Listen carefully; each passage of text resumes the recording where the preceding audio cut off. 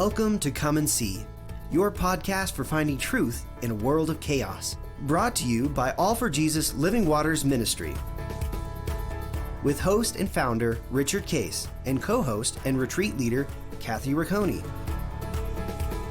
Join us every weekday at this time to discuss news, spend time in the Word, and receive answers to your personal questions about living life in God's truth. And now your host, Richard Case.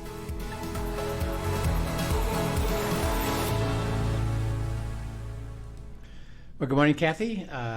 Here we are in our series on supernatural, and we're both having a good time this summer as we're enjoying the fun. I know you got family around, and Anna gets to be there with you, and you got a pizza oven and games. So and much, yeah, so much going on.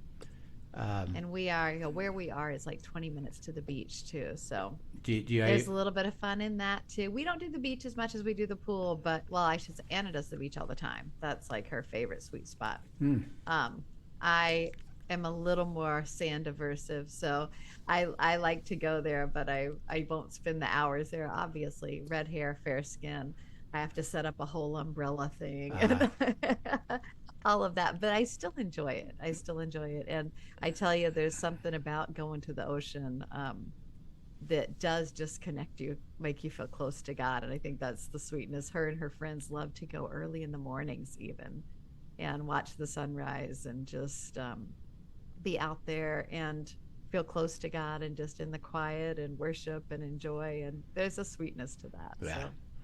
Yeah, I love the beach, and I love water. When I was a kid, my dad was a surgeon from Illinois, and he had bought a house on a lake in Michigan. That was probably because of it's just over the border of Indiana. There, it's probably about an hour and a half, from Chicago. So as a kid, my summers. And remember, I'm an athlete, and by the time I'm in, let's say, sixth grade or so, I already knew, because I was a really good football player, basketball player, baseball player, but I already could tell I wasn't going to be big enough to get into professional sports as a football player or a basketball player. I would be skilled enough. But you can't teach size. Like, wait a minute, they're way bigger. Way taller, way bigger, and so I picked baseball as my. And I was still playing these other sports, but I was focused on baseball because I could do that. So I wound up playing baseball, and we would stay all summer at this place. And so I'm playing baseball. And getting really good, and I'm already 2 or 3 years ahead. So I'm like, when I'm in sixth grade, I'm playing with high schoolers. Oh, nice! Because I was that good as a pitcher and a hitter, and so I'm already playing at that level. And I wound up, could have gone to the minors, but I had, I wound up with a hip problem. But so I'm playing baseball. Our front yard was the lake. Fun. And so I got to be on the lake all the time. I'm a lake girl. I love lakes. Yeah, so I could water ski and sailboat and all this stuff, And then the backyard was a golf course. Oh, funny. So we were on the golf course, on the lake, playing baseball, playing golf, and on the water. That was what I spent my summers doing. That's pretty ideal. That's not a bad way to have. Pretty nice to be able to grow up like that. And so my summers was pure, just recreation and thrill, because I could never get bored, and I just enjoyed it all, and what a privilege. So I can appreciate your fun to go to the lake and go to the ocean is even more spectacular. Yeah. And we are uniquely positioned here in New Hampshire to be able to enjoy it all. Yeah. That's you go any direction. We've got mountains, we've got oceans, we've got cities, we've got cute little towns, we've got lakes. We pretty much got any. If you get bored here, it's on you. You could see why when we were settled from people from England, they liked that Absolutely. What they call New England. Absolutely. There's a reason for it. Well, we've been talking about the supernatural, and last time we were into Mark 11, which is about the prayer, about what does it mean to receive the supernatural. But we ended it with a statement that he makes. Say, by the way, if you have unforgiveness, you need to stop and come back and receive forgiveness so that you could continue all that I'm up to. And it's really important. And let me ask you a question, because this is a big issue. By the way, it's a universal issue. Why do you think that Christians who understand Christ's forgiveness struggle so much with forgiveness? It's such a hard thing, and I think, boy, there's so many layers to that answer. But I think one of the things that I see people really struggle with when it comes to forgiveness is our sense of justice, which honestly, we are made in Christ's image. And so that sense of justice we have is something that we share with him. Yeah. We got that from him. Yeah. But I also think that's probably one of our biggest hindrances is there is a sense of need for justice, and that if I forgive them, then they won't be brought to justice. Right. And a sense of control that needs to, that is being inserted. And honestly, as we know, the enemy takes that and runs with it. And that unforgiveness just does so much damage, both in our relationship with others and in our relationship with God. Right. And so we really have to take it seriously. Right. Yep. And the fact of I've set up the condition that justice must be served in order for me to forgive them. And that if I forgive them when justice hasn't been served, I'm giving them license to keep exercising injustice, right, particularly against me. Or to hurt me again, right. Keep hurting me. And they've never admitted or processed anything that they've done, and they may not even want to, and they don't care.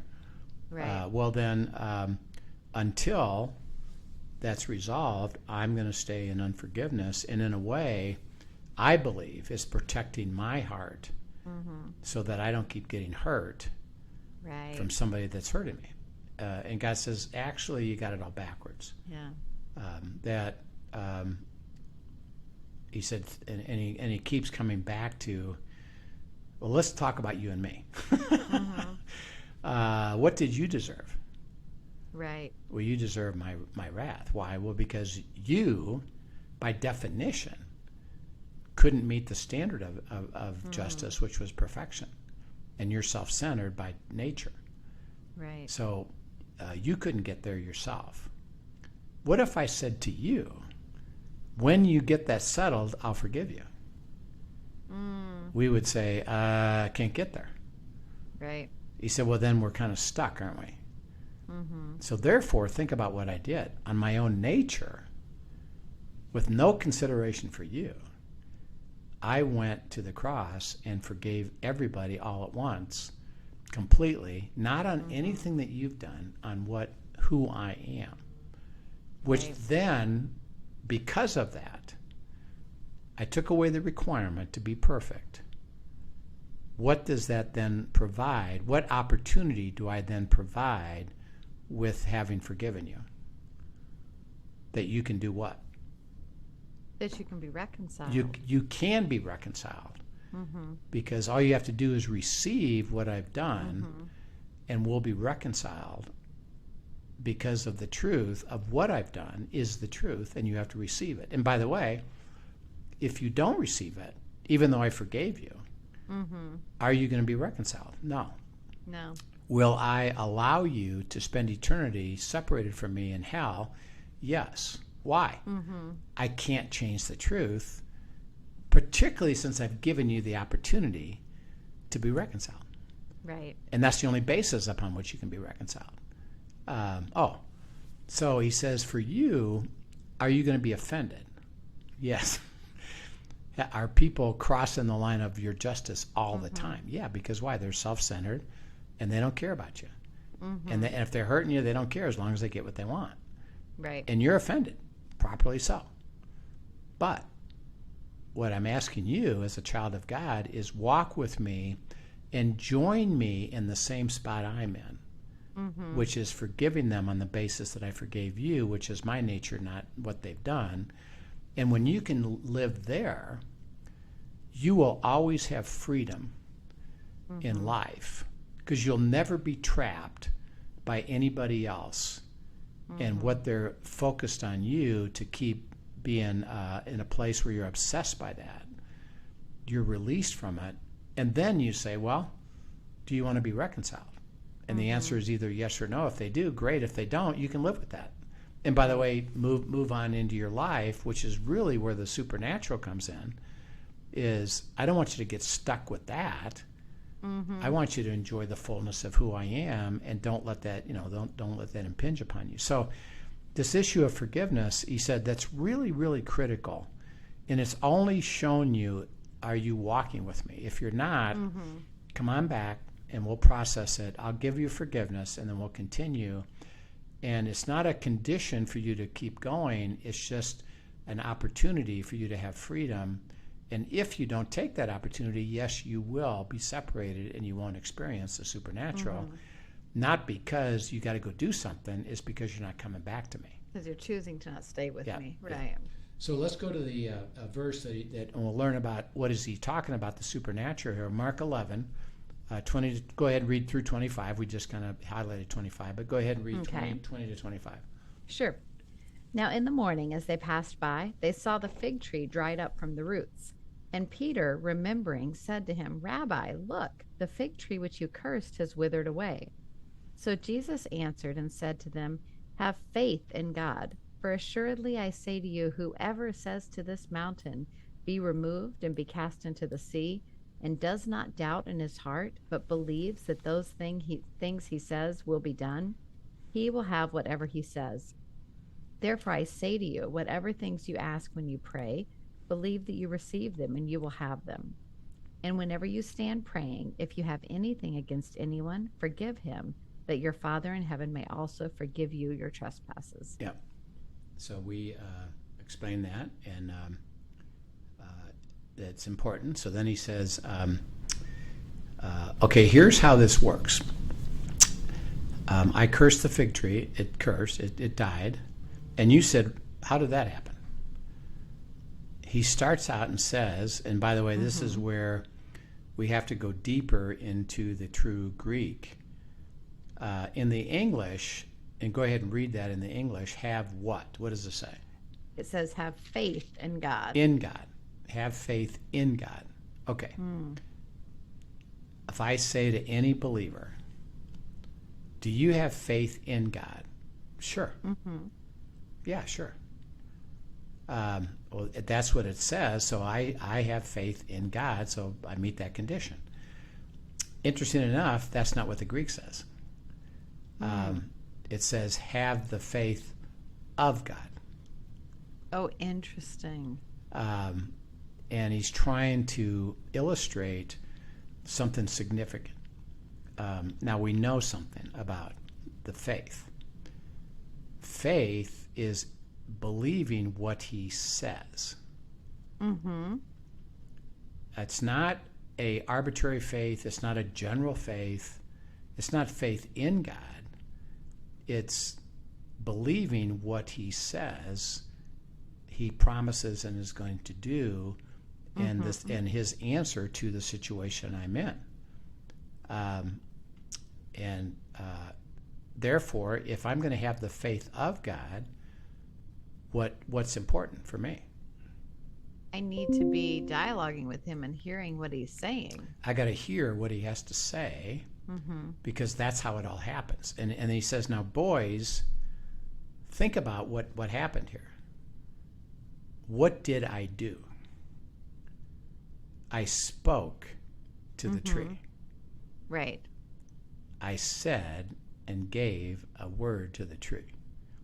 Now, because of I believe that the Father told me that this is so, and I believed what was spoken, what happened? The tree died. Right. How? Did I chop it down? Simply by his spoken word. I just said something. What did it require? It required my faith, God speaking, Jesus speaking. I had the faith of God because Christ, God, the Father, and me were the author and finisher of faith based on what? What I said, which is how it all happened. He said, do you understand that? So if you're going to experience the supernatural here, receive the faith of God and understand that it's about what I say. And I want you to join me in saying it. And he said, now, if you believe it, that means you've heard what I said. Read the next verse, and it says, this is what you will do if you believe it. What does it say?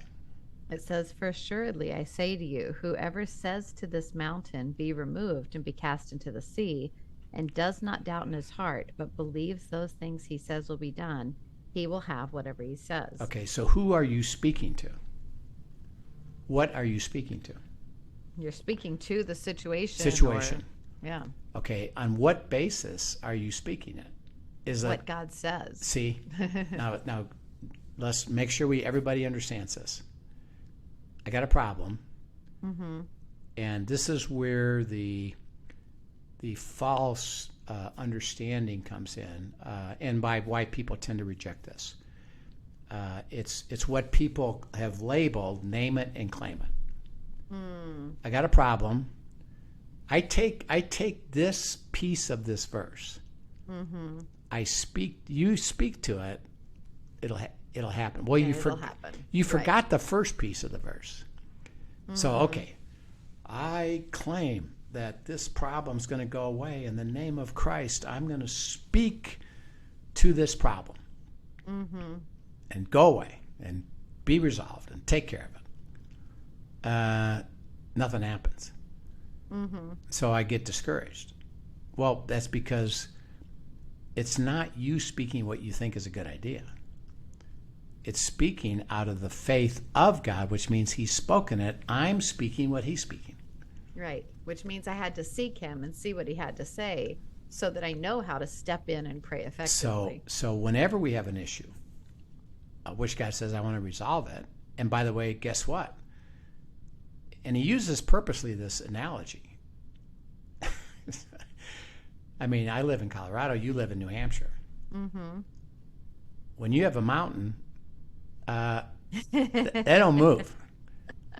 It literally says, yeah, that typically doesn't move. And you can do whatever you want. It ain't going to happen. But he says, if you have the faith of God, you can speak to this mountain. It'll move. What is he saying? The most difficult thing you got. Bring it to me. Bring it to me. Let me speak to it. When you hear what I say, I want you to say the same thing. And speak to the problem. And what he's saying is there's a couple important things here. One, don't sit on the sideline and say, God, I got a problem, take care of it. Right. Which, by the way, is... this verse has an invitation for you to participate. Yeah. You say, He says you have to say it. You have to speak to it. So don't sit on the sideline. And that's what typically most believers do is I got a problem, take care of it. And then nothing happens because I'm not engaged at all in receiving faith, understanding what he says, and I'm certainly not speaking to it. Or I jump ahead and I name it and claim it. I got a problem. I'm going to speak to it. Go away. I want to, and God says I can speak to it and it'll go away. Not until you hear what he has to say. So we always got to back up a step and say, I got a big problem. He said, well, first of all, don't let that big problem keep you from coming to me.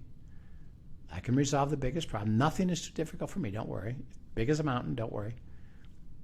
Listen to what I have to say. When you hear what I have to say to that problem what I say. When you say it, and therefore you believe it. Right. So it's not a mechanical thing. It's because he says, okay, you've heard what I said. You're ready to say it. I got one more question for you. Do you believe it? Do you believe it? And the answer is pretty simple. Yeah, no. And we remember a couple times ago we talked about the dad. Lord, I believe. Help my unbelief. Is like, yeah, not really. Okay, it's okay. you got to go through all these processes of hear what I say, speak what I say, and then answer the question, do you believe it? And I'll give you the faith from beginning to end. How? That's so good. In order for me to hear what you have to say, you have to author it. You got to say, God has to say something. I got to process it until I actually understand what he's saying, which, by the way, we have a whole course on discerning God's will, and to hear what he has to say and process it with your spouse, with your friend, with your inner circle, confirmation. You know that, yep, I have this correct. And then he's going to ask the question, do you believe it? Let's find out. If you do, I've taken you all the way through for you to now experience what I've just said I'm going to do. And then now read verse 24, because he says, okay, now if you understand all this, here's the essence of the answer. What does he say? Verse 24. Therefore I say to you, whatever things you ask when you pray, believe that you receive them and you will have them. Yeah. Okay, now this is cool because this is where the verb tenses matter. Whatever you say, believe you have received them. If you believe you have received them, even though you haven't, it will happen next. And so it's an interesting, play on the tense. So here's what it is. Faith is seeing exactly what God sees. Okay, now, is God limited by time? No. No. When he sees it already done. And because he's not limited to, well, yeah, but not yet. No, because I see it all, and I'm not constrained by time. I see it already done. I need you to join me in that same place. You see it already done, that you have received it, and then you will receive it next. So it's really beautiful. It's really pretty cool. So beautiful. And that's what he's trying to get us to is one of the elements of the supernatural is there's a lot of times. Remember, we've been learning that I want to keep persuading you. I want to keep demonstrating you. A lot of times it's just come with me and I'll start to show you. As you grow in this and you're experiencing issues of life that are mountains, is I need you to understand the beautiful process, and it's all me doing it for you. And all you got to do is, well, what do you have to say? Do I have clarity that I can say it, speak it to that mountain? Not God, would you? But you speak to that mountain. And then, do you believe it? How? I see it already done. You've joined me all the way, and I get to experience it. And you can do it, because you can believe it. And I think I've shared this story before when we had a retreat. And, somebody had, in this case, it was called SARS, highly contagious disease that was scary. And everybody didn't want it. And people were even wondering, should I even come to the retreat because of it's out there. Yeah. And people came. And when we start a retreat, we always start with a dinner. And these are usually the people who don't even know us. And they don't know other people there. A lot of times it's like, they're just coming because somebody told them you're going to learn something cool and learn how to walk with God, and you're going to see cool stuff happen. And so they come. And so we're having dinner. And the lady, actually Linda and I sit at opposite ends of the big dining table. She's sitting by Linda, and she's really sick. And you could see it. And everybody could see it. And it's like, uh-oh, she's got SARS. Right. And you could sense the tension. Like, oh man, we're all gonna get it. We should have never come to this retreat, And so I notice it. Father, what do you got to say about this? Stand up and go lay hands on her and heal her. So you want me to get up in front of all these people that and don't have even closer to her, that by the way. don't have a clue, and you're going to heal her? Yes. My word is speak to that mountain, and I'm asking you to believe it, and I'm going to give you the faith to believe it right now. That's awesome. Okay. Yeah. All right. So I say, hey, everybody. And I say to this lady, I know you're really sick. And I know it looks like you've got SARS. And I know everybody around the table is scared to death. I said, I can appreciate that.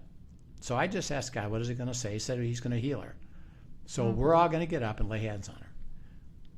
And they're like, what have I come to? Like this. And who is this guy? There's no way that this is going to happen. And, and I doubt it. But I said, I even said, I know that you don't understand a thing about this and you're highly skeptical, but you're going to see something amazing. And you'll see it as you go through the weekend. And I said, the first thing is you'll see this. So, okay. So, Linda and I lay hands on him. Everybody else would lay hands on us, but not with her. Right. So we just prayed. Father, you said we're speaking to this SARS in the name of Christ. You heal her and remove it so that she's completely free to enjoy the weekend, and none of us get it. Okay.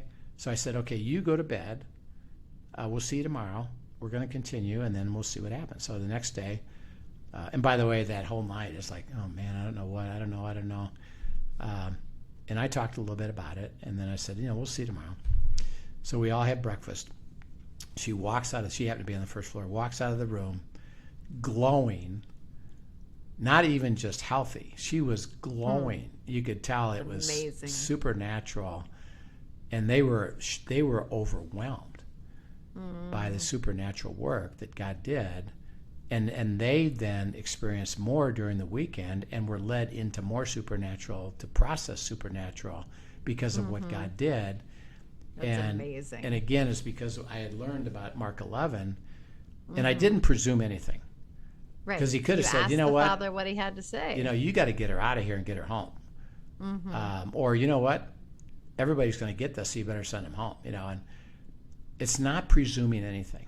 It's just, what do you got to say about this? I'm going to heal her. Speak to this mountain. I'm healing her of SARS. Speak to that. Do you believe it? Kinda. Let me give you the faith of this. I'm gonna give you the belief of it, and you will act on it if you stand up and go. Okay, and so that's what happened. So it's a beautiful truth that God says, I want to deliver often supernatural, and I'm going to engage you, particularly as you learn it more and more and more, is I want to grow your faith of hearing me, speaking to it and exercising it and bearing witness so that other people can learn the beauty of that as well.